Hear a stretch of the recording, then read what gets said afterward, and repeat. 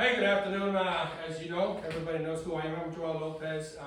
Thank you for taking time on your busy schedules to be here with me today so that I can conduct my final tabletop exercise for the Metropolitan School of New York for my master's program. It's been a long 2 years, but we finally made it to the end, and this is the final piece for me and getting my master's degree. So once again, thank you for showing up and participating today. As I mentioned already, there's drinks there, there's food on the table, and you can't have a emergency management tabletop exercise without talking about safety. So for some reason, we have to evacuate from this house, or we have to take cover. The doors to enter the house is right there. If for some reason we got to get out of the house because the house might be on fire, the doors are right behind you there from the garage door. So we'll utilize those doors. So, like I said already, thank you for coming here today. Today's a tabletop exercise for my master's program. In the world of emergency management is something that, unless you live it, unless you're a first responder, unless you're a doctor, unless you're a nurse, it's one of those things that people don't often think about, all right? It's one of those things that, you know, and everything that we do just about every day on a daily basis involves some kind of emergency, involves some kind of a risk. So what do we do in the world of emergency management? How do we mitigate those risks? How do we identify the actual vulnerabilities that are associated with the risks that we take on a daily basis? We don't often think of them. Just going to get in your car, driving to the grocery store is a risk. There's a risk of you hitting someone. There's a risk of you getting hit. There's a risk in the area that we live in of a tree falling down and hitting your car as you're driving. It's a risk. So what do? All right, there's a lot of things that we can do. Don't be in a hurry. Make sure you're not speeding. So those are the things that we talk about in emergency management. So today we're going to go over a tabletop exercise. This tabletop exercise is kind of near and dear to my heart. It was one of these things that happened, this scenario that I'm going to present happened here at this exact location in Thailand back in 2020 with Hurricane Isaias, if you remember. I was still on active duty. My wife and my kids were actually here without me because I was still had another month to go on active duty. So the whole state of Connecticut braced for shock for the Hurricane Isaias, which was coming this way. It was downgraded down to a tropical storm by the time it reached here. However, just based on the location that we lived in, there was a lot of downed trees, there was no power. The whole state of Connecticut had over 1 million power outages. There was over 70,000 trees down in the state of Connecticut. Some fatalities, some serious injuries throughout the state.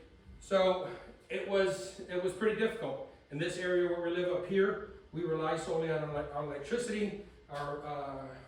Everybody in this area here has their own well, so we don't receive any water or sewage from the city, so we rely heavily on it.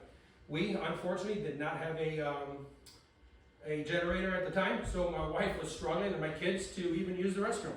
So thank God we had our neighbors here who helped us out with lead cords, helped them out with lead cords and helped them out with water on a daily basis just to be able to use the restrooms in the house. The other problem that was encountered in this area for my wife and my kids and everybody else in the neighborhood was egress, getting out of here. There was a lot of downed trees and we were new to the area and she didn't even know other routes to go to just to get into town. So those are the things that we weren't thinking about. She wasn't thinking about, and it just happened. So in the world of emergency management, those are things that, you know, if we talk about Murphy's Law, when it hits you, it's sometimes too late and you don't even realize it already hit you. So how do we plan for that? We're never going to be 100%, incident free. There's always going to be something. There's always going to be like, oh my God, I forgot. There's always going to be that chainsaw that you start on a daily basis or at least once a month and go toy around with. The day you need it, it doesn't work. That generator, just because you have the natural gas, it's a possibility when the power goes out and it doesn't turn on within the 5 minutes like it's supposed to, or 30 seconds, whatever the case may be. Same thing for those gas-powered generators. They just may not work. So those are the things that we often don't plan for. However, we need to keep it in the back of our minds that we're always planning for every possible situation.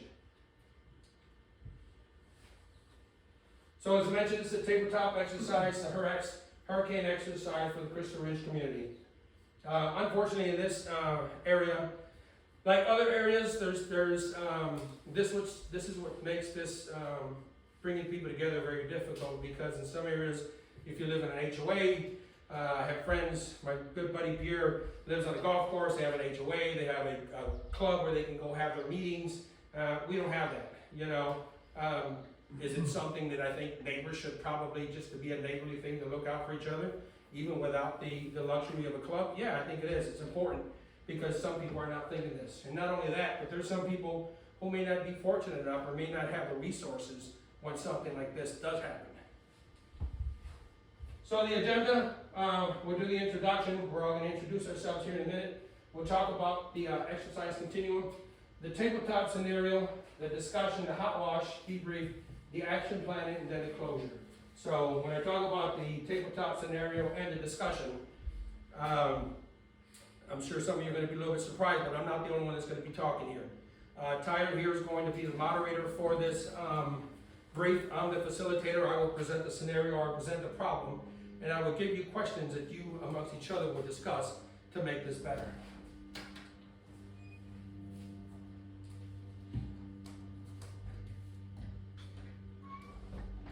So, understanding the tabletop exercise. As I just mentioned a few seconds ago, this is a group problem-solving event. The knowledge information discussed here is for all those participating. All right, participants are expected to and encouraged to listen and ask questions, respect, challenge ideas, not the presenter. All right, what does that mean? Sometimes, you know, in organizations, people have that issue many times. Some people often like to speak outside of the lanes. My mother-in-law here, she's a nurse. You might have someone who doesn't even work in a nursing department try to speak about the nursing area. You know, now if there's an idea, that's a good idea. We'll challenge the idea, not the individual. So don't take things personal if someone says something that you may not agree with. All right, like I said, challenge the idea. So make the tabletop exercise and scenario as real as possible. So I've created a tabletop scenario. It is, it's real, and we'll discuss it when you see it. So introductions. This is now our time of introduction. Like I said, I already introduced myself. At this point, you can just say your name and that's all. William Brizzy. Ryan Carey. Teresa Carey. Kelly. Sean Gaskell. Tyler. Kelly has no last name.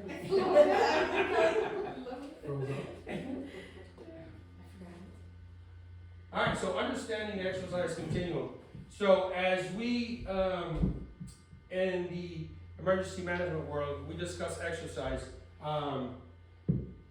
This is something I'm very familiar with during my time in the military. This is something we did on a weekly basis, sometimes on a daily basis, and these are the different types of drills that we do in emergency management. This is very similar to what I did in the military. So something like a drill. The drill can be something as simple as if you hear the alarm. In the Midwest, they have these big alarms that go off in some of these towns when there's a tornado coming through. So there's a big tornado alarm that goes on through the whole town that you can hear it.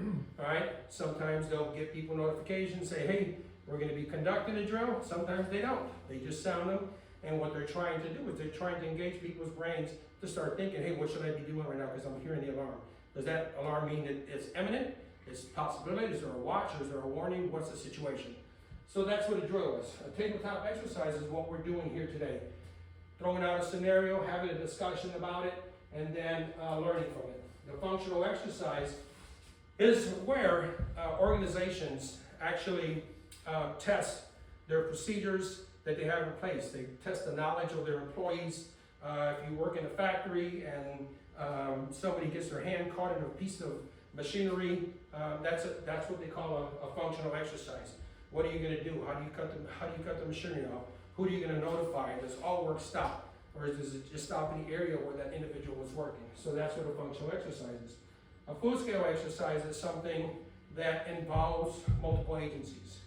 You use the first responders, police, fire department, services in say in a situation like a school shooting, all right? So everybody else is school shooting, you're gonna have, the first responders, all type of police there. You're gonna have people like, chaplains, mental health services on board if something like that happens so that people can respond and tend to those people who are suffering through this scenario or situation. So that's what a full-scale exercise. But like I said, for today we're conducting a tabletop exercise.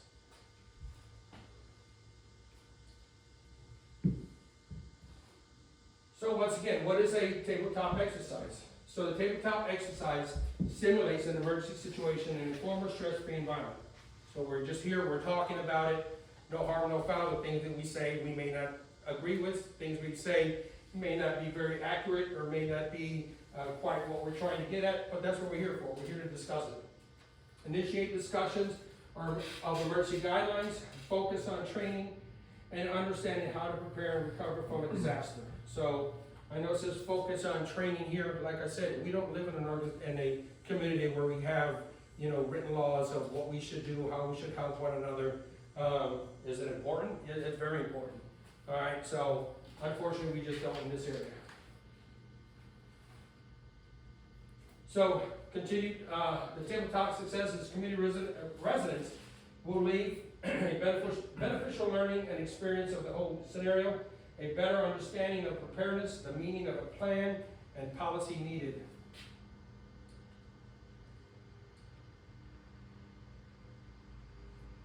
Exercise guidelines designed to test the preparedness of Crystal Ridge community residents will leave with a beneficial learning experience, a better understanding of preparedness, and the meaning of a plan and policy needed. Like I said, we don't have a policy here in this area. However, it is something that, internally in your own house, you could have your own policy. All right, we have young kids. You have young kids. At the end of the day, if you're gone from the house, there's things that something happens. I mean, we've been in a situation where my son was home alone and a storm came through and power went out. And he was like, Dad, I just walked in the house and the rain is really hard. I don't know how to close the garage doors. All right, so it's something that simple. Is that something that all kids are understanding? Are you going to come back and have water all over your equipment and stuff in your garage? So, those are things that people don't think about. And no, nothing against my son for not knowing how to pull the red lever on the garage, but, whose fault is that? Did his parents ever teach him how to pull the lever on the garage, close the garage doors? No. So that's the importance of policies. Some of the objectives for today: help plan and train the Crystal Ridge community residents on emergency management, plan for a disaster, recover from a disaster, identify the needs and shortfalls, understanding community vulnerabilities. All right. So those last two bullets right there are very important.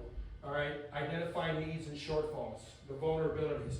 So when we talk about vulnerabilities, that is one of the things that in the world of emergency management can cripple any kind of organization. If you do not identify, if you do not have mitigation factors in place in order to identify these vulnerabilities, that can cripple an organization. All right. In this area here, will it have that same impact? Not really. All right. But at the end of the day, we're all neighbors. Do we want to hear that our neighbor next door died because there was a tree that fell on top of their head and they couldn't get out? No, we don't want to hear that. All right. But that's identifying vulnerabilities. That the vulnerable many times in residential areas are the elderly. They can't get out and about. They can't go cut a tree down. They can't move their car because of whatever the case may be. They don't have a natural gas powered generator. They only have a gas one. Is an 89-year-old woman or man going to go outside and be in the middle of a storm and go pull their cord on their gas generator to hook up their power? Probably not. All right. That's what we talk about when we talk about vulnerabilities and how important. To me, when you talk about emergency management, vulnerability is the number one piece in anything when it comes to emergency management.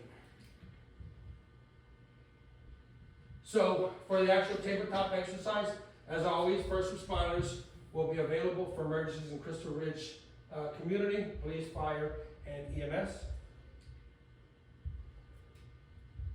So, risk assessment. So risk assessment ties in with your vulnerabilities and identifying the vulnerabilities. When you identify a risk, you identify those that are vulnerable and how the risk plays a part in what the situation is. So for this scenario, the known-threatened hazards to the Crystal Ridge community is going to be a natural disaster. It's going to be the hurricane that we're going to talk about. However, there's other disasters that can possibly happen. We're not going to discuss them here, but a shooting could happen, in this area. We could be here at the end of the day having a cookout and some crazy person just starts coming to the neighborhood shooting. Is it possible? It's possible. Is it likely to happen? Not very likely, but it can.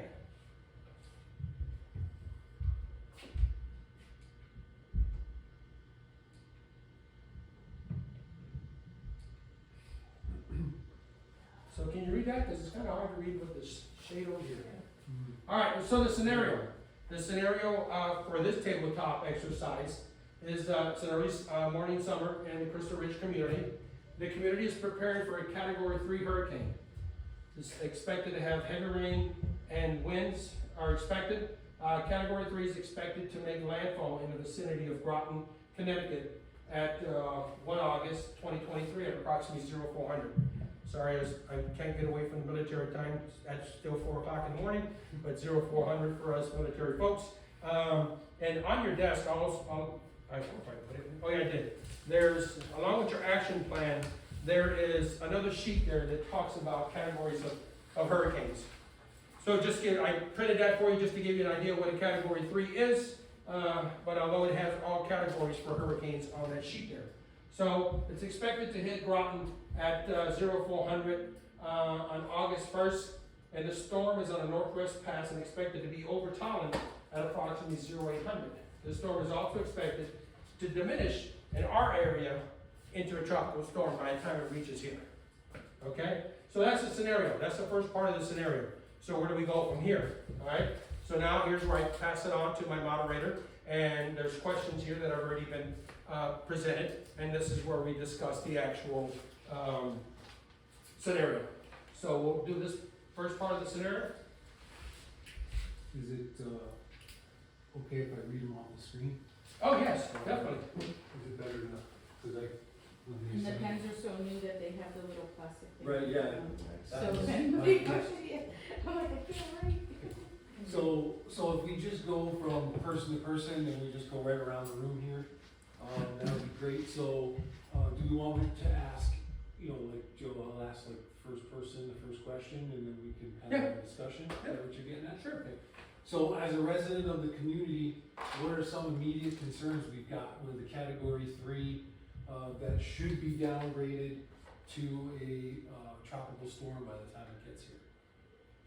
Well, living in New England, I mean, I wouldn't bank on that being accurate, and I'd want to prepare on, taking chairs that are outside or anything like that. Yeah, any objects that Yeah. can blow around, that's the first one. And then, any thoughts on that? For me, I think, I would also look at my immediate neighbors.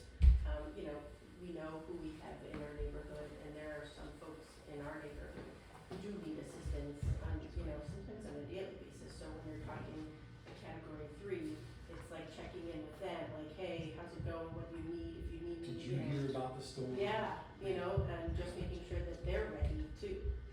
Right. Okay. I guess think of alternate plans before, before if you wanna start making your way out, how long it's gonna take you to get your stuff together and get there, Do you have experience with any drill experience like this from your time in the Navy that you remember that I do. specific things that Yeah. pertain to that you learned that pertain to this? I do, I have lots of experience, we've gone through so many different drills like that where Yeah. you, So your mind kind of comes to a couple certain key points. yeah, It's almost a muscle memory type thing. Yeah. It's, yeah, that you're either thinking, how much time do I have to get away or pull everything together and be gone? Or do I have all the necessities to hunker down? And which space Right. am I hunkering down in? yeah, Jackson. Yeah. And Sean, any Yeah, thoughts? kids wearing helmets, Yeah, right. that was essential, Yeah. yeah. Yeah, similar to Kelly, I would say just take a quick inventory of what you have. Food items, water, maybe fill up the bathtub just to have for flushing toilets if you lose power. Check for gasoline, check for other items that you would need, assuming the power goes out. Maybe assume that, number one, not just hope that it doesn't. Yeah. And then after that, to your point, someone else's point earlier, just batten down the hatches, making sure that there's nothing that can go flying by at 100 miles an hour or more. So maybe patio furniture and other things that could cause damage to you or to others nearby. And that would be my first take at this. It's what we call in Navy 5, foreign object damage. Okay. Yeah, that's what we Okay. call 5. Stuff that's gonna fly and hit you, Yeah. damage your house, damage your property, damage, damage a person, so. You know, we had a power outage when we lived on Susan Drive, and I was letting everybody know, come over with a 5-gallon bucket and dip it in our pool. So you can use that to flush your toilet, and they were like, how do we do that? I was like, oh boy. So you fill the top, you can actually pour it in the bowl, and they're like, oh, this is great, okay, wow. Yeah. So that really helped a lot of neighbors when we did that. So that's a vulnerability, the lack of knowledge. Right. The lack of knowledge is Communication, exactly. you know, so if you guys have any thoughts before? Yeah, I would have to find out where everybody in the household is, you know, if they're, you know, visiting next door or, you know, find out where they are, get everybody in the basement, you know, hopefully. Yep. And then go around and check everything, you know, the generators and, you know, like I said, Yeah, we usually have, you know, oh, we know it's coming, you know, Right. we know something's coming, right? Right. And so we have some time, right, it's not a surprise event. Yeah, to touch on something Joey said earlier is definitely start the generator first. yeah. Because we've You had, never the know. last power, I've gone out and given the old pull and I was like, Uh-oh. yeah, go your moms. I was gonna say for safety, making sure that windows are latched down, shades are pulled, things are not in the front of your windows. Either way, so that you need to get out for some odd reason, you can get out. Also, I mean, you're not gonna go out in a really hazardous storm, but you never know if you see somebody out there having trouble that got caught out there, you can get out, there's nothing blocking your way. Making sure batteries are charged. Yep. You know, whether you're on oxygen, just, Oh gosh, yeah, like, just Yeah. all that kind of a stuff. friend of mine has the CPAP machine, so Exactly. he's like, okay, I wanna make sure I can run that. Yeah, And there's a long which time. you think, CPAP, you can get by, but some people can't, Right, you know, they really need that CPAP machine. And just to even double tap on what you had said, making sure your windows, you have egress through them, because what happens if a tree falls and you can't get out of your doors? Right. Yep. I Yeah, mean, you know, that's a good point too. but you're looking for like, you know, also making sure shades are drawn if you can, because of, you know, things coming through your windows and glass flying. We've been next door, really one of the big vulnerabilities was nobody had a key to the house.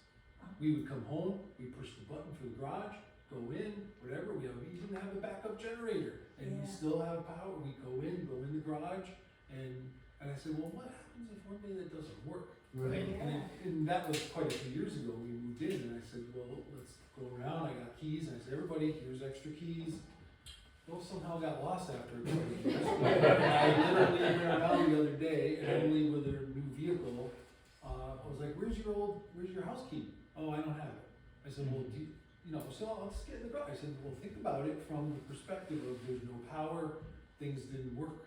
How you gonna get in the house? How are you gonna get in the house? Yeah. Oh, I'll push you up through a window. So got a key now, on our keychains, and we can get in the front door with the same key that we use to ingress from the garage. So I'll interrupt real quick. So what's one of the things, and we talked like a lot of good points, but what's one of the things that we could have readily available, even if I'm not here, even if, you're at work and they're alone? What is it called? Checklist. A checklist. All right, it's not, like I said, it's part of a policy that even like, POA, a plan of action. yep, even, Lorenzo could be home alone and say, well, hey, Dad, I already checked the batteries work, the cell phones are charged fully, it's a checklist, in the military, we don't, and organizations, they don't operate anything without a checklist, especially in emergency situations. You know what I mean? And if that check, and not only that, it's like, just cause he checked it, go back and have someone else double check it. I literally had my daughter, as I was practicing this yesterday, my 12-year-old said, hey, that's wrong right there. I said, oh, okay, thank you. I had fall, she was like, oh, fall, it's not in August. I was like, okay, thank you, summer. So, it's having it and then double checking it, having a backup to the backup, so. So I think we covered a lot of initial actions, that's the next thing on the list. Does anybody, have an initial action maybe they think about that we didn't kind of cover? I think we went through that, right, Joe? Yeah, I would, and when you think of these questions, think of the vulnerability. Don't just think of the vulnerabilities within your home. Think of the vulnerabilities within the community. You know, think of that, Well, I think it's. That important, person like that you just moved said. in next door, that literally just moved in, that didn't have anything. Yeah. Didn't have a generator, didn't even know how to live on a well since she was 18. You Right. know, Yeah, so that- knowing it needs power, Right. you know, so, yeah.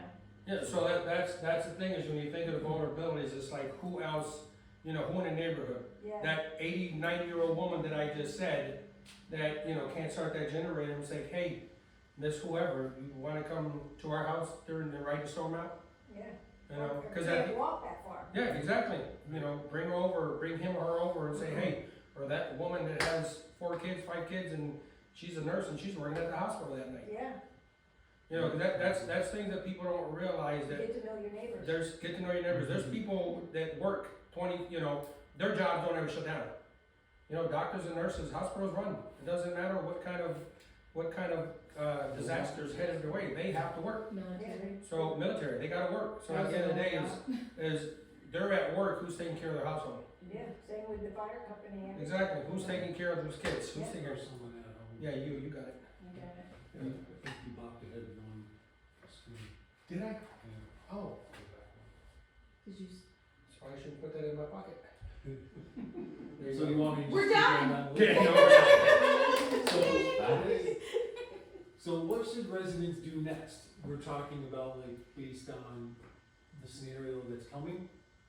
yeah, I mean, it's based on, okay, so you've already went through your checklist, you know, so what do you do next? And I think, you know, Kelly already kinda hit the nail on the head, it's like, okay, you find a spot that's going to be, you know, safe for you and the kids, or you and your family, or whoever. You know, like I said, she said about helmets, but when I That's drove true. her, We slept in we lived in helmets. Florida, and we prepared for a hurricane every year.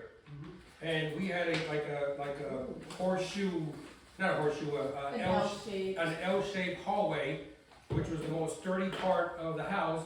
And we literally put our mattresses on the floor and we slept with helmets during the Category 4 hurricane. It had doors and it had tubs in 2 separate bathrooms on each side of the hallway, and obviously. In case we needed to jump in the tub. Yeah. Because, well, no, the tubs actually buffer the tree, so if you're laying below the tub, then the tree falls on the tubs and, Wow. yeah, Yeah. so, but it was also had all these doors, so it also had the headers of the doors. So it was the safest place, it was the strongest part of the. So that's, you know, when you talk about the next Florida one, house. that's the next plan. Oh, you want me to keep going around asking folks? Just go to the next question. And So what type of damage would we expect from this type of storm? We said category 3, right? So what was some of the? well, it's going to be a tropical storm by the time By the it's time here. it gets here. Yeah, okay. Winds 111 So, to maybe, 100. well, that's, but by the time. That's we at get Groton. here, That's at Groton. So here, tropical storm, if you look at Category 1, it'll be less than that. It'd be less than that. So what was that? Category 1 is 74 to 95?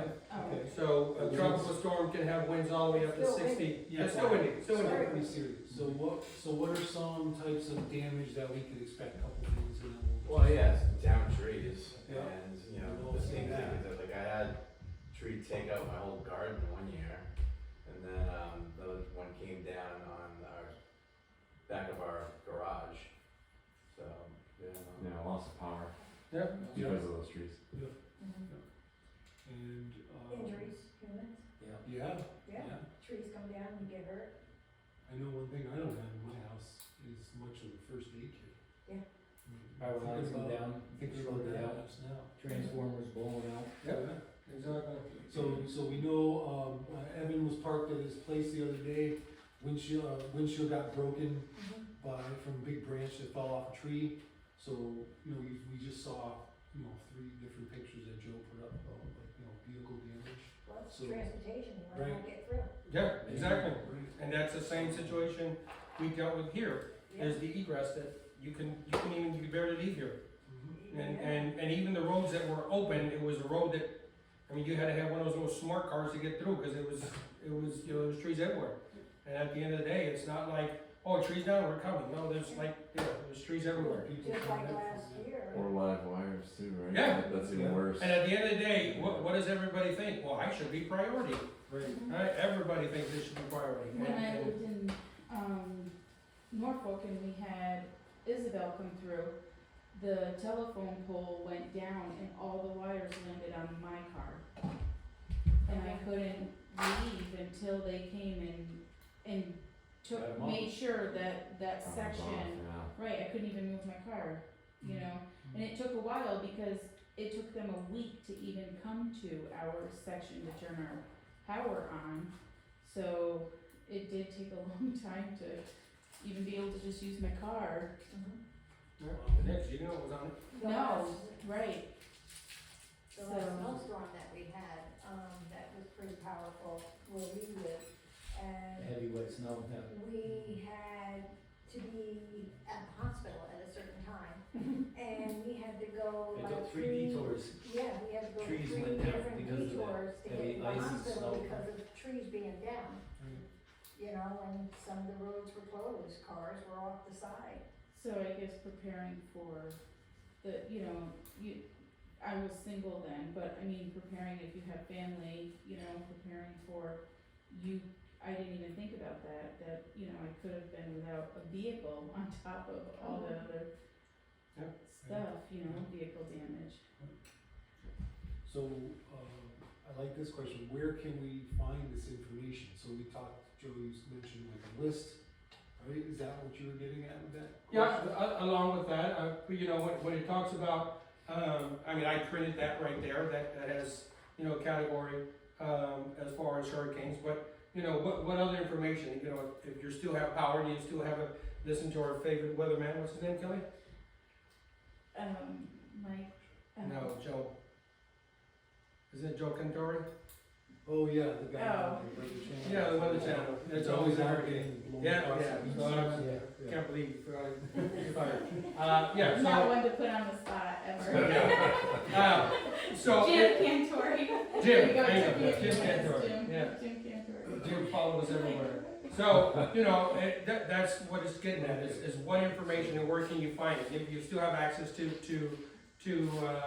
still have power, you know, in my personal opinion, don't sit there like that kid back there with your phone the whole time, because once you lose power, you're not gonna have a phone. And I don't think you're gonna wanna go outside in your car and go charge your phone in the car and risk something happening, unless you're in the garage, which is different. But, yeah, you look up the information, just kinda educate yourself on what kind of damage does a tropical storm bring? What kind of, you know, just because this is a tropical storm now, does Mother Nature have the tendency to change this? Mhm. Very much so, very much so. Yeah. It all depends on the weather, it all depends on the pressure that's out there, it all depends on the different storms that are out there, that have an impact on what, you know, this is what the least case scenario, the least case scenario is what we read here, but there's always a possibility for it to change. So plan for the worst, but hope for the best. Yeah. Exactly. Yeah, that's good. And you know, just a piece of it too, it's common sense, but, I think with larger families too, I think it's important to inform the kids about what's going on and all the different steps too.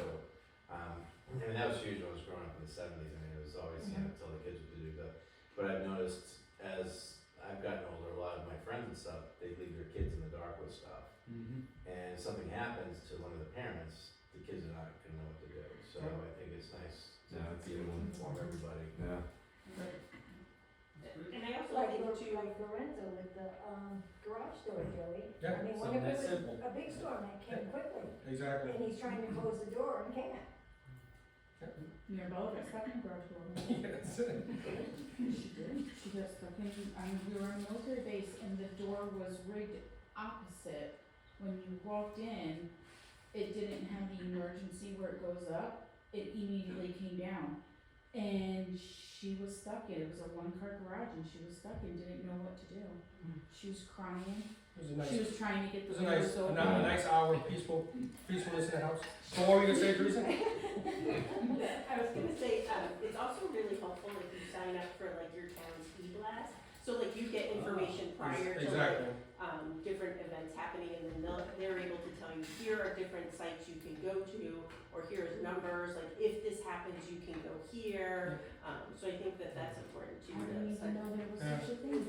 Yeah, that's an excellent point. I mean, we were used to that, the same thing in the, Yeah, for our town. Yeah, for the in town. Glass. Yeah. And you can just sign up for it, and they'll just give you a lot of information, like here's what's coming, here's like, places you can go to if you lose power, or if you Yeah, need this kind of need. assistance. Yeah. In the military. and we they had call that you- in the They military, call you, leave a message, and they send you a a message. text and or That's email, whatever you're. But yeah, I didn't know you could do Yeah. that in a regular town. Will they notify you about town takeovers? yeah, no. No, because they can't get on the base to do that. Oh, We're literally gated. yeah, oh, there you go. So there's no takeovers. So we touched on this one too, about who would you contact, we talked about like elderly. Yeah, the elderly, if you're in the neighborhood, Anything. at the end of the day, are we gonna do it? Do people do it? Some might, some may not, but does it hurt to like, hey, are you guys good over there? Or just send a text, and will it hurt for someone in the community to have a group text that, people just send out? And some people don't wanna be bombarded with that stuff. There's different things you could do. There's different applications. I don't wanna text Sean like, Joe, can you stop texting me? I don't know, he might, Did you get that text? I left it on red on purpose. I left you on red. Or to that point, what if those systems aren't available? Exactly.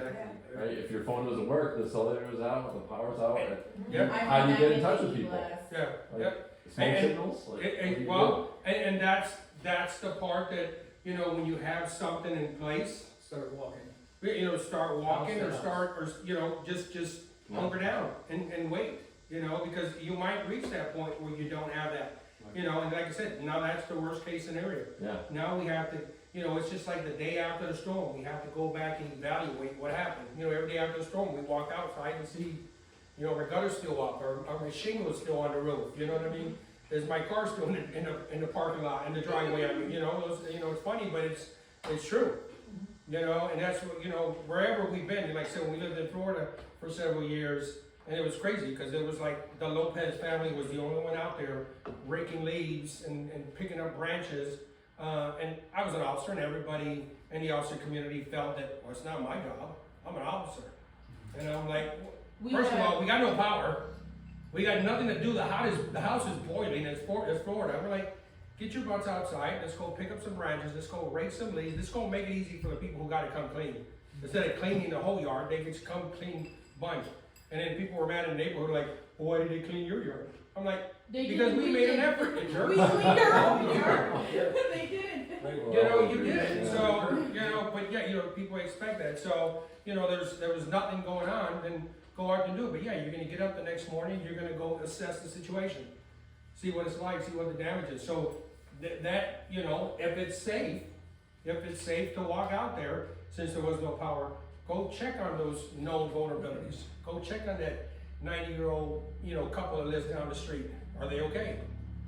And some people might feel that it's a little intrusive, but it's all about the relationships that you're gonna have in your community. We went and checked You know what I that mean? one house had the tree down, and we went and checked on her and her kids. She was single by Oh, herself. yeah, And she was in that brick home on the Yeah. end. yeah, around the corner. Yeah, and Yeah. she was fine. She said she was doing okay. Yeah. You know. But yeah, that's what you're gonna have to do. So will we hit the last one? Uh, So, who can people in the community come to after a catastrophic event? Anybody have any thoughts on that? Well, Teresa brought up a good point, there's that line, or that point of contact. Along with that line of point of contact, there's gonna be people in that line of point of contact, say, if you sustain a certain amount of damage, call this number, call that number. All right, like I said, unfortunately, in this community, we don't have that kind of, everybody here just does their own thing. What about the When I firehouse? finally, But that's probably gonna be one of those, it's on that list. Order service substation Yeah, or something. exactly.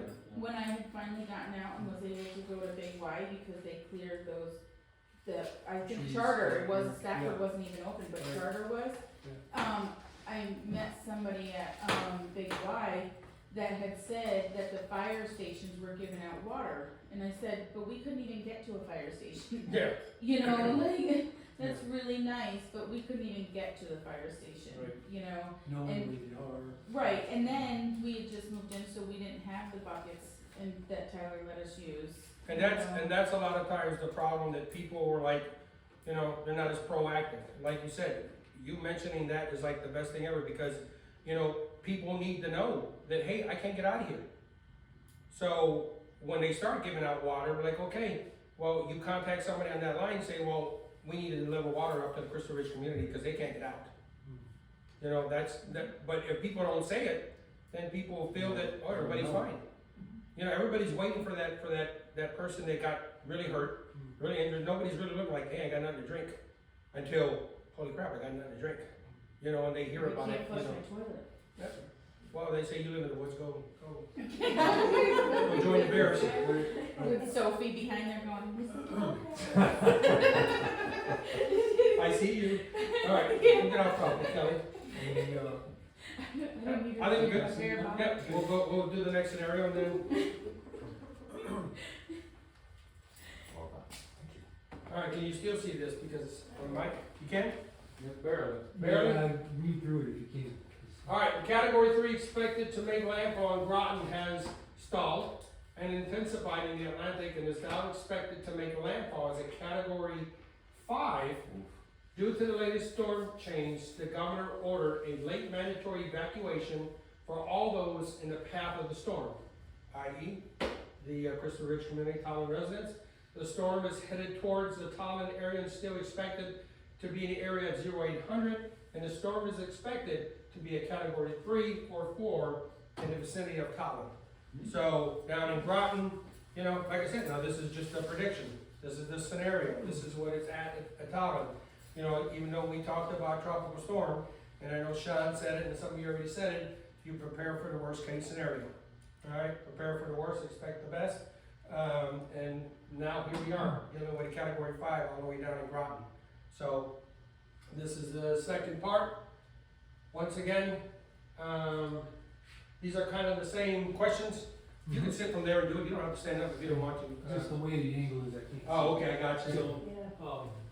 but, so we said that's gonna be Yeah. Does it work?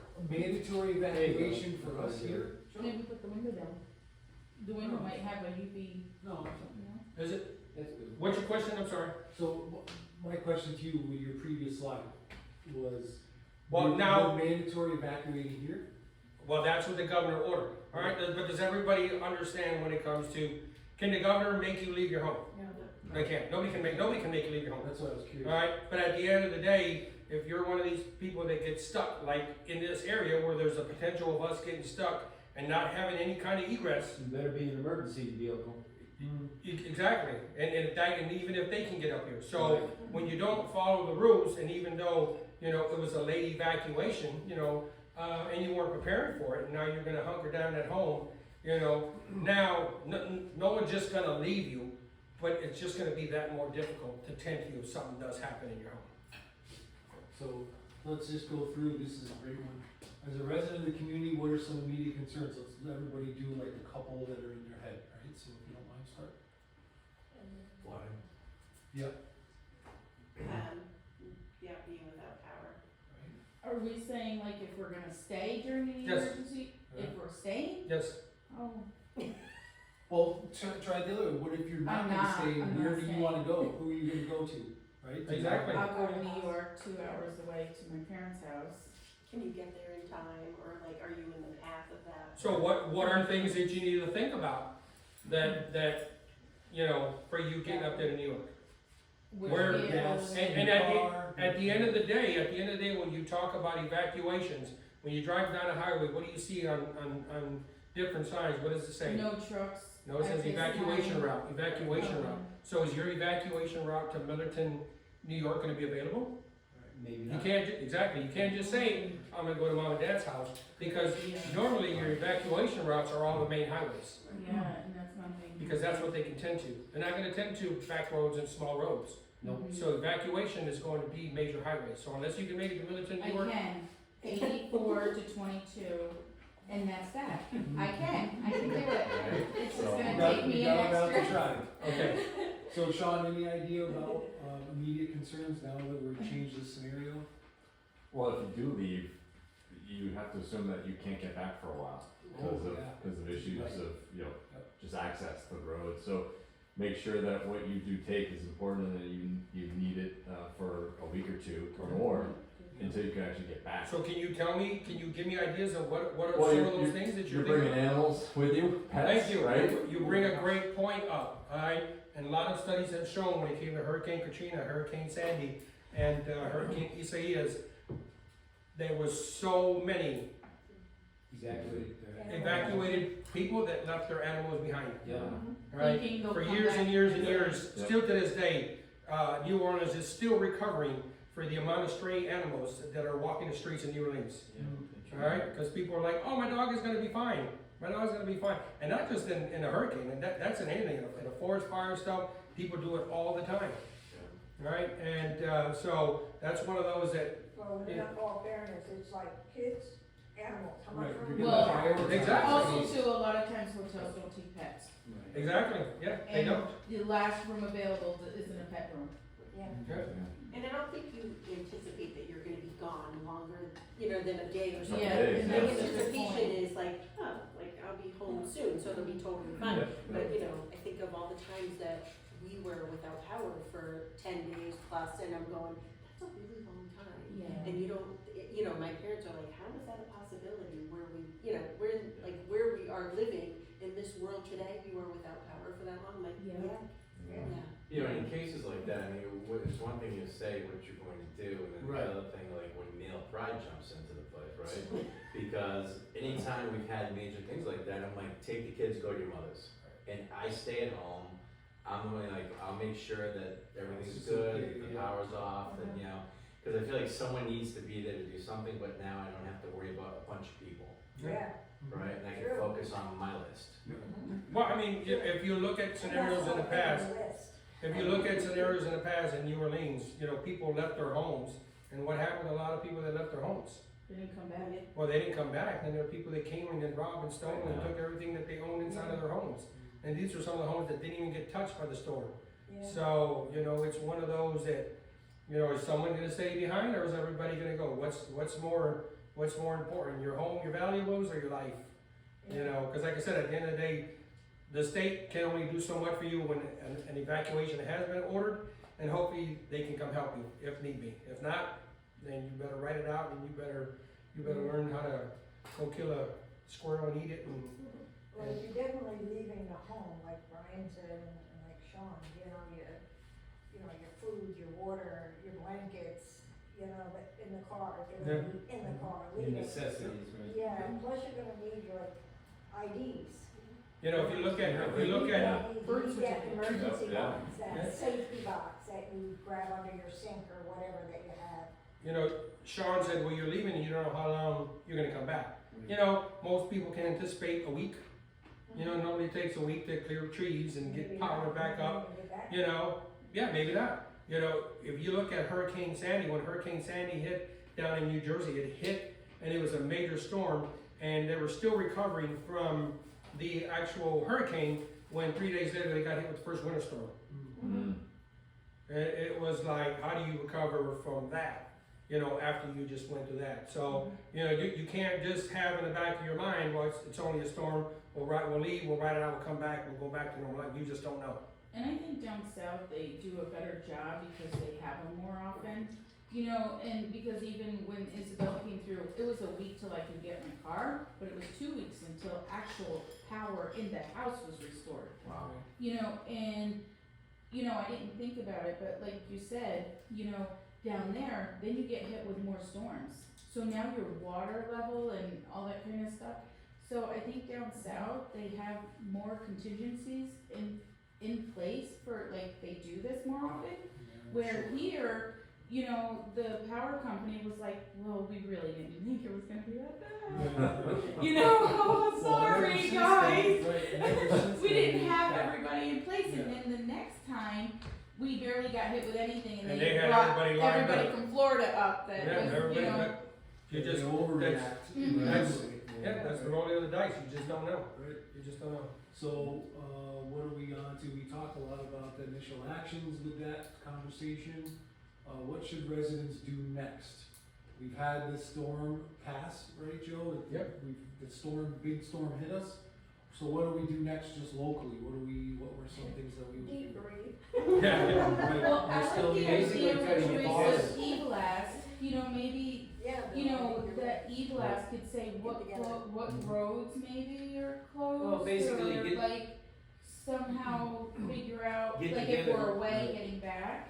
Everybody get together in the community and everything like that, Everybody will know and get something. some sort of a little plan, make sure everybody's, But not everybody's here, some people have gone. well, that You you just just go go with with what- whoever is here. You go, exactly, you go with who's there. Whoever. But I think Teresa's idea, well, I don't know if it was her idea, but the e-blast thing, like if everybody has, like can say, hey, for those of you who've left, these are the roads that are closed, or, these are the roads that are open, who needs emergency. Vehicles. I mean, if we break it down even simpler than that, like Sean said, these things are all down. So now your idea of what's going on around you is really tight in your community. Let's say it's just our Crystal Ridge Drive, right? So hey, let's meet tomorrow down at the cul-de-sac at noontime. And if anybody has any problems, Yes. go from door to door. You say, Yeah. you guys need anything, we're gonna be in the cul-de-sac at noon. Cause that storm came through and dropped 50 trees right at that intersection up there. And then You we could think it say, through here. right, then you could have a conversation like, hey, I've got a chainsaw. Yep. Well, let's take care of those trees and get them down. But what if it's intertwined with then power Wires lines? and all, Yeah. but then it's- And you don't, You don't touch it, Yeah, you don't touch it, you stay away from it. yes. And that's, like I said, that's the day after plan. The day after, you go out, you inspect your own home, you inspect internally, you go down to the basement, make sure nothing's leaking, make sure, and then you go outside, and you go check outside. And if it's safe, if it's safe to walk further from your house, then you walk further from your house. And then you go check the neighborhood out. Yeah. Like I said, one thing you gotta realize is not everybody's gonna wanna play. If we were to say, Sean might say, I don't want anybody on my property, get off my property. Okay. And that might happen, you guys just gotta be perfect, so, okay, but you have to realize too, if Tyler's tree is on my side and he doesn't want me to, I'm like, well, I'm cutting your part of the tree that's on my side. But at the end of the day, that's what you have to do, you have to go out, you have to go assess, you have to assess the damage, and then you gotta come up with a plan. And hopefully your plan is gonna work for everybody. If it does, good. If not, it's gonna work for the majority of everybody. Because you can't please everybody. But you gotta have something in You place. can't not do it. Yeah, you cannot do anything. Yep. Right. So what types of damage should we expect? I mean, this is much higher winds, right? So now you probably see, instead of just. House damage. 129. Yeah, I don't know. Because one thing that we haven't talked about here, when you're talking about hurricanes, what's one of the things that's associated with hurricanes that you see a lot? Tornadoes. Yeah. So now you have tornadoes that could have touched down and damaged, homes and so on and so forth. So, Now your car's sitting in the tree. Yeah. it might be, or on top of your roof, you don't know. Right. So, Sure. Yeah, flying debris, but just damage, like I remember seeing a statistic somewhere where it was, a lot of homes had, like their garage doors were blown in, and that allowed the wind to push up, and then there was a lot of roofs being blown off of houses because the airtight perfect was the storm lack of as it airtight. was, the way the air was coming. yeah, That the pressure all of a sudden from that blew in the garage door and then it pushed up the roof. Yeah. So, and that happened on quite a few homes. Yeah. no sleep in that back room. Yeah. So again, where can we find this information? I think, we talked about that a few Yeah, times. we talked about it. Blast your neighbor, right? Anybody else have any ideas about where we can find information like that? Does the state have like an emergency? But the state has its own emergency website. If you go on to the Connecticut State, you can go on to the emergency manager of the state.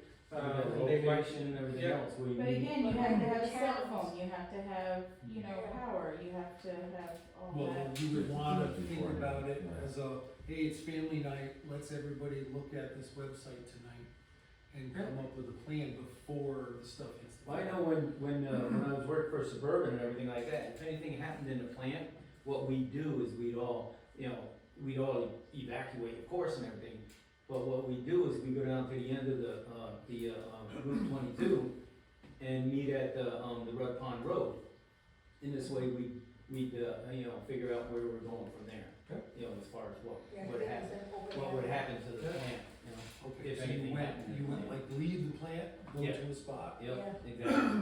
Go to a you know, It's kinda like- designated, It's kind of like the old school fire drill in school. We get away from the school and we go assemble in the courtyard. Yep. Be like, all right, if there's a fire, we're not gonna go back, we're gonna stay here, we're gonna make sure everybody's accounted for, and then we'll go back when it's safe. Right. It's just to that, even in your house, I mean, years ago, when we lived down the road, we told the boys, hey, if there's a fire and you get out, we all meet at the mailbox. There you go. Yeah. Yep. And so years later, we talking about over here, and Tom's like, Dad, you we'll just go to the mailbox. Yeah. I was like, you remember? See, it works. It works. So, yeah, so again, who are some people we wanna contact now? Again, this is a much bigger scenario, right? So, like, we could have damage to friends and family that are like outside of just the town, right? Mhm. So maybe that's a good, somebody to be in contact with. You guys have any thoughts on that? Are you, I don't understand the question. Who would be people that we would be contacting? After you assess the damage and you go out and you see The the electric stuff, company, you know, the electric company, the gas the company. gas, the exactly, water gas company, you know, those are, you know, kind of the same thing. Unfortunately, your insurance company. Yeah. Insurance company, yeah, yeah. Oh, you're busy. Exactly. That's what- And you know what, you say that, but that's one of the first things, that the Yeah. quicker you jump on it, the quicker that claim starts moving. Right. You know, cause, you know, First come, first served. Yeah. yeah, so. You know, in the scenario we're talking about, as far as, you know, some people leaving, some people staying, this and that, I mean, you kinda gotta look at this too. Neighbors have a whole different definition than they did 50 years ago, right? Like, I talk about my grandparents, my parents, they talk about, you know, neighbors are always over in their yard, this and that. Not this and that. anymore. Everyone knew everything, now people, it's like a good neighbor, stay over there, right? And it's just, right, and it's just to the point where it's like, but like, I'm friends with a bunch of guys on my street, you know, we'll get together every once in a while, but like, I know if they're on vacation, you know, first thing they'll just call me up, hey, can you keep an eye on my house, I'm on vacation this week. You know, it's just, so it's that type of thing where, you know, I think that type of communication is necessary, and, you know, we all have the neighbor that's in everybody's stuff and this and that, but it'd be nice if everyone was kind of like a muted version of that, and just, hey, I'm here for you, if you need me, I'm here. You know, just kind of that communication piece. I think it can still work, but I think it needs to take a few responsible people and able to be able to initiate that. Yeah, Mhm. you're right. Alright, so that was the actual scenario, alright? So you saw how it started with a category 3 possible tropical storm in this area. Alright, so now in emergency management world, we do what we call injects, where we just throw things in there in the actual scenario, what possibly could happen. So for this, we're going to use, and I'm sorry if you can't read it well, but I'll read it for you. Due to the upgrade in the category of the hurricane in Crystal Ridge, the community experienced high winds and heavy rain. Power outages and down tree lines throughout the community have taken place due to the high winds. Some of the residents' power has been restored due to the alternate power sources.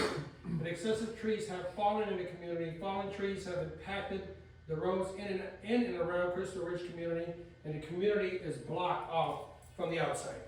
All right, so that's an inject. So, you know, kind of like what we already said was going to happen. You know, what do you expect to happen? So now we see what's happening.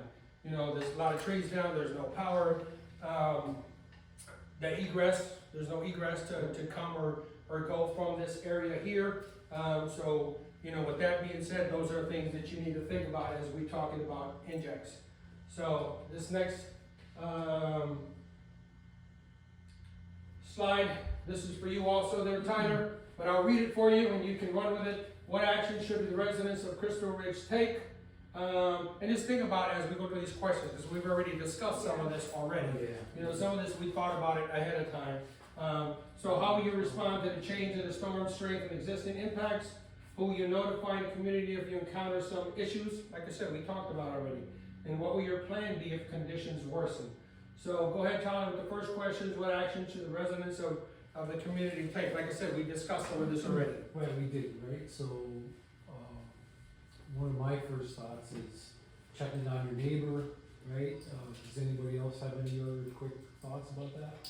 Well, I liked your idea of like, meeting down at the end of the road, but maybe. Mailbox. Yeah, exactly. No, the cul-de-sac. Exactly. But maybe like, trying to be proactive with it and being like, hey, listen, I know the storm is coming, cause we usually have a few days of like, hey, it's coming.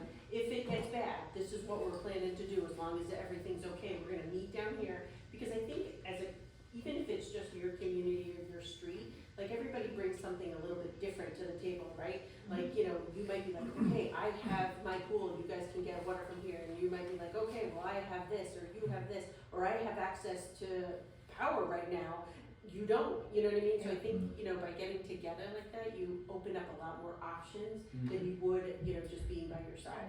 Or even so-and-so, we're missing so-and-so, so Right. we can't, she's been sick, she's in her house, is somebody gonna check on her? Right.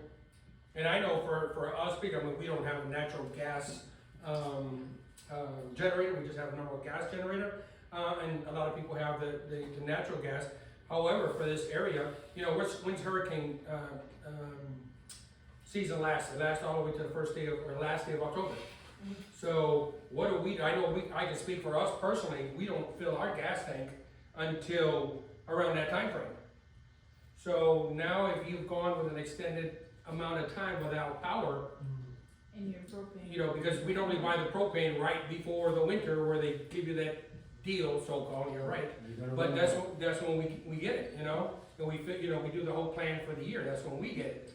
So, you know, take into consideration, now you've gone 2 weeks without power, how much gas do you have in your, you can't fill it. And no one's gonna come fill it for You're you. gonna have any in there. You're not gonna have anybody come do it for you, so So that's that's one. part of your checklist before the storm comes, Right. maybe Yeah. get everything topped off, Yeah. whether it's your gas cans or Exactly. propane tanks or whatever, Yep. if possible, if you If have enough possible. heads up. Those generators run at 3,600 RPMs continuously. Yeah. They Right, suck because a you lot. can They use your suck a lot stove of if you juice. Yeah. have Yeah. your gas, Yeah. which doesn't take much. You have a backup plan for the freezer stuff and, Yeah. Yep. you know, one thing I'll do too is I'll fill up propane tanks, you know, for the grill, For for the the backup grill, ones yep. too. And then whatever's in the freezer comes out and that's what we're eating. Yeah. Mhm. So we're grilling it, you know. Yeah. And that's So what we did in that's what Norfolk that's what we did, For is the 2 we, weeks, my you know, to keep neighbor, the freezer her whole or the freezer was refrigerator empty. cool. Yeah. We would take our biggest chunk of frozen meat and put it in the refrigerator to keep the refrigerator cold. And then when that thawed out, we would cook that and we'd bring another chunk and put it out there. Mhm. So that's what you had to do. Yeah. Yeah, that's what we did. Yeah. And we just kept the icebox, the freezer running. Yeah. Alright, Tyler, so next one, how we respond to the change in the storm's strength and the existing impacts. Yeah, I think we touched on that too, like, you know, we knew things were gonna get more extreme now. Okay. Maybe a neighbor has, you know, half of their roof missing. You know, maybe a neighbor's car was impacted, right? So what are some of those things that we're asking Joe, I'm sorry. Which one? The second one? Yeah, so, How will you respond to the change in the storm's strength and existing impacts? right, so anybody else have thoughts on that? You may need tarps to cover up stuff after the storm comes through. There you If you have a missing roof section, you could always patch it up, at least to keep the Big rain tarp out, or something or, like that. yeah, something to that effect. Anything for now. And kind of the same question we've already answered on multiple occasions, who are you notifying the community if you encounter some issues? Yeah, Yeah, we were If kind you're of, on that, website, like if you do the e-blast thing, like say for that community, you know, like not just the whole town, but like say you have a community e-blast thing or Yeah. whatever, I don't Text even. string or something. Yeah, something like that, yeah. I mean, you could even set it one up with your neighbors, you know, yeah. or something like that, that'd be a nice way to kind of Crystal still Ridge have that Facebook camaraderie page or without Yeah, being in people's faces all the time. You can say, hey, look, in the situation, let's have an e-blast or something like that. and that's what I said earlier, you know, if you don't want people, you know, bombarding your text messages, there's alternate resources, you know, you can do a WhatsApp or whatever, mhm. and just have a community on the WhatsApp. You know, instead of receiving that same, you know, all those messages, and, cause at the end of the day, you know, you might get that well, my chicken got loose, I can't find her. I'm like, my roof is gone, I don't really care about your chicken right now, but I get it, you know? I might care about an egg or two in the morning. I ate the chicken. Sorry. That was wild. He's got the bone. He's like, what chicken? I was hungry and so were my girls. Okay. Sean's twins, I'm sure eat quite a bit, you know, they're Yeah, girls, you gave me the they're growing. perfect cartoon image of Sylvester spitting out the Yep. feather.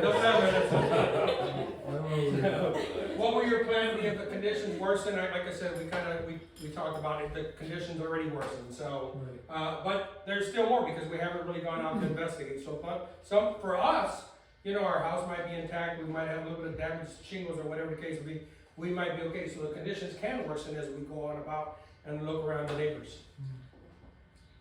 Alright, so this is the second inject. So, one of the trees has damaged the home on 28 Crystal Ridge Drive, and the home is uninhabitable. The downed tree in the home has left the family trapped in a common space used to hunker down for the storm, 4 adults and 2 children. 911 has been called. Operators have been overwhelmed from the emergency calls due to the storm. Arrival time for the first responders is undetermined due to the excessive downed trees in the area and the excessive amount of calls. Yes, ma'am. Well, first off, where's 28 Crystal Ridge? I don't know, it doesn't But matter. that It's might irrelevant. depend on whether or not I go It's red irrelevant. green. It's irrelevant. Whose house is it? Yeah, it's And irrelevant. do they have a dog that poops on my yard? Are they trapped, are they accessible at all? No, they're trapped in their, they're trapped Okay. in the house. First of all, you gotta find out if they got power or if the power is draped Yep. in, Yeah. on the Yep. ground. Is it safe to get to the house? Exactly, so that's where the questions come in, so neighbors on Crystal Ridge Drive, okay, I don't know why that came up again. So what action should residents Crystal Ridge take to assist the neighbors? So what should we do? So go ahead, Tyler. So if we're thinking about assisting our neighbors, what are some things that we wanna do there? So what must you ensure first? I think we It's need to. safe. Said we can get in. Safe to access the house. Safe to access, just like Bill just said, safe to access. Alright, we can't put our capes on and start running across the street saying, here I come to save the day, it's not Now, gonna it happen. become more of a problem. Exactly. Yeah. So- I think someone touched on it too, about like looking for down wires, anything that's dangerous, that could affect that, 'cause You can yell from a distance, you know, open the windows and yell to them, are you guys okay? What do you need? Is Their there cell phone's still an working? immediate, you know, emergency for Is there first aid? fire? is even hurt, Yeah, yeah. So should the waiters wait on, first responders to arrive? No. No. Depends, yeah. Once the first assessment Tree comes out, assistant, yeah. safety first. Yeah, safety first, depending on the situation. If you're inside of a space and, you know, no harm, no foul, I mean, it's hot, doesn't feel good, but if you're safe, then just stay until somebody can come help you. Alright? Mhm. So, should they take matters into their own hands to assist the neighbors? So we kinda answered that already. So neighbors decide to help the neighbors in need, who will lead the charge? If the neighbors decide. Probably the first person who is the point of contact, who, if they're good about So- delegating. Before you answer that question, who do we have sitting here? Who's more qualified, a little bit, you know? And that's based on, you have a nurse here, you have someone here who's very savvy with electricity, you know. Oh, I thought you meant Right, who's the chainsaw. person that starts saying, who, No, I would that- think the person who knows the neighborhood the most, that Well, I knows mean, what qualities That can work everybody too, has. that can work, I'm not saying that doesn't work, but I'm saying, if I have a firefighter here, alright, if I have an electrician here, am I gonna swim outside of my swim lane to go try to help you? Not to say I wouldn't go help, but I would use the resources that are available. I was backed up a one before that. Step it saying- up, step it up. I was backed up saying, who's the, No, I got you. who's the person in charge? No, And saying, hey, we have Sean, he's good at this, hey, we have Tyler, he's good Well, at this. Hey, that we that have comes into Brian, place he's too, good at if you this. have somebody who's willing to do that and take Yeah. action on it, then yes, of course. That's what I However, meant. You know, that comes with a community, knowing a community and helping each other and know, you know, I know what he does for a living, he knows what, you know, I know what he does, they know what I do, nothing. So, you know, You're good at picking up dog I actually food. don't know what you're. I'm really good at that. I make chairs. Can I help? I make chairs. So that's what I was getting at. So, Make the pizza dry station. so if the neighbors decide to house the neighbor, that's the question. It's gonna be a charge. Do neighbors have equipment on hand to assist the neighbors in need? That Alright? comes in with, like we talked about, Yep. let's meet at the cul-de-sac, what are some things that we need? Mm. Comes into, oh no, this is an emergency side, now we're gonna go, hey, you know, do you have this, do you have that, we need this type of thing for this situation. You know, what Nurse do you guys- Luann, please go get Right. your, Right. get your gauze. Yeah, I mean, that's a valid point. That's a good point. If someone, get your suture if, kit. I mean, there's a doctor that lives right up the road, 2-3 houses down. Is it I- really? Yeah, Oh, he's retired. still a doctor. Yeah. I'm sure Yeah, he hasn't forgot Just like everything. you just said, I don't do anything. Yeah. I know, but if I had to get back in there, it would just click in. I don't know what I would do, but it would click in. But no, there's a doctor right up the road, so, you know, Well, you're doing it now, Joe, you're taking charge. I am. So, yeah, you know, chainsaws, stuff like that, equipment that you might, you know, need. You know what I mean? If you have some kind of, you know, tractor or something to pull a tree, you know, whatever the case may be. So those are things to think about. Alright. So this is our last inject for today. So, one of the elder neighbors, trapped in 28 Crystal Ridge is having a hard time breathing and is complaining of chest pains. First responders are still not able to respond in the area due to downed trees, and the alternate egress route to assist the adult in need is being investigated. Elderly residents' condition is worsening. Nice going. I'm gonna go Wade's find my gonna son send who her just got in his to lifeguarding get course. No, I'm not. So, that's, you know, like I said, this is all part of the emergency, this is all part of the scenario. Is it far-fetched? Can something like that happen?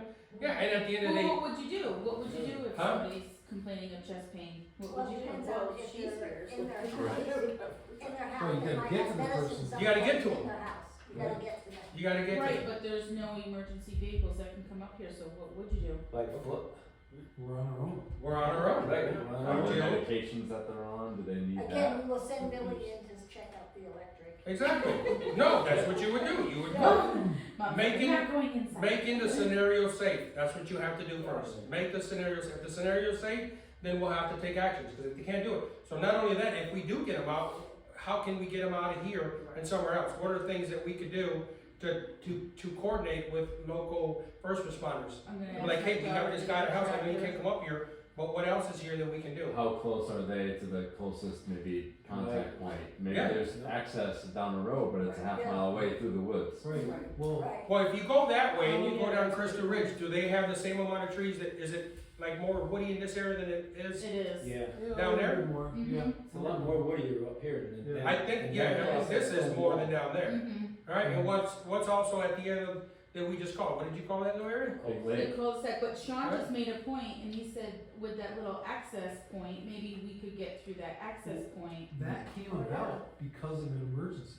Oh, no way. Ah, Yeah, when my in-laws were here, there was a pole came down, and nobody knew whose pole it was. Like it wasn't an AT&T pole. You don't mind me going off on a story? No, go ahead. So they didn't know if it was an AT&T pole or if it was a electrical pole, like who owned it, right?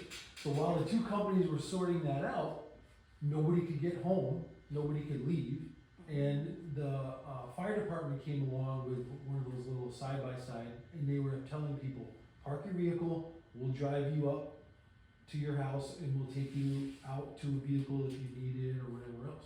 So that happened, and one of the things that came about was that access road, because they said, you guys were basically trapped here. Yeah, So that access road came for that reason. When do they open that access for I the can't emergency? recall the exact date, but it was. No, I quite- mean, like, do they open it? Oh, right, in they, right, situations people like that are this. emergency people have the key for it, right? So, but yeah, if we had to get it open ourselves, that would be a little bit of a chore right there. Anybody have a blowtorch? no. Yeah. Yep. Right, we'll figure out a way, so. Put it out with but the that pump. access road came about, now it's gated, so nobody can just drive in and out if they want, but the town had that done. So Yeah, that's ask how we for- could get ask that for- chest maybe Well, that, you know. just victim out would be through that emergency. And what's at the end of the road there too? If you go all the way down the hill, you're at the fire department for Crystal Lake Park. But what's at the end of this road here? Basically. Cul-de-sac. Cul-de-sac. Yeah, okay. So what could we possibly bring and put there? Like a chopper. A chopper. Mm-hmm. Alright, but at the end of the day, it's about going in and finding out, you know, the old man or the person, the elderly person, might be just stressed out for being in that situation. You have to evaluate, we don't know for sure. All we know is he's got chest pains. Yeah. Well, he's got, like you said, he's got heartburn.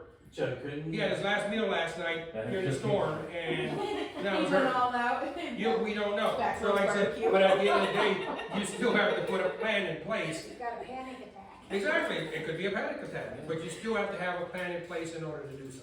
Yeah. Alright?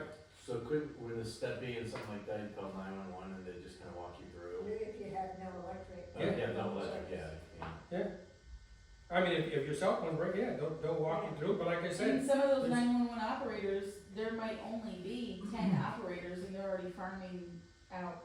You know, they're already on phone calls, they're already, you know, And you got 300 calls going already. and then you're being farmed to another state. but like I said, that once again goes back to knowing your neighbors and having that relationship.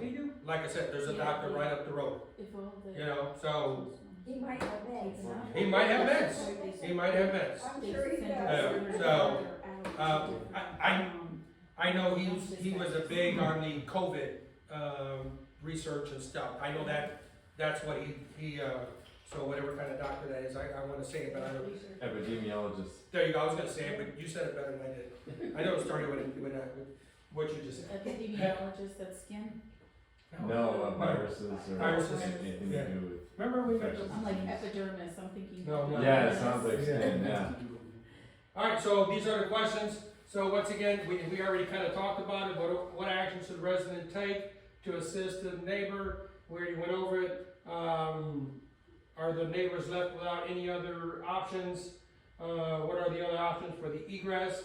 And you brought up a great point, and I didn't even think about that. And are there any medical professionals in the community? We've already established that. We got a nurse right here. We got a doctor. You have to come 2 hours from New York, but anyway. Is there an area, a medevac, that you can conduct a medevac? And we just said that, right down the street, in the cul-de-sac. You can land a helo. It's plenty big enough to put a helo in there for a medevac. And what further actions can be taken? So, that's the last inject and the last questions. And you know, when you see in these tabletop extras, you kind of, as you're going through, you're already answering the questions for future questions and for future scenarios. Touching on a lot. Alright, so now we're gonna take a break. Lorenzo, you can pause the camera. Ooh, it's a big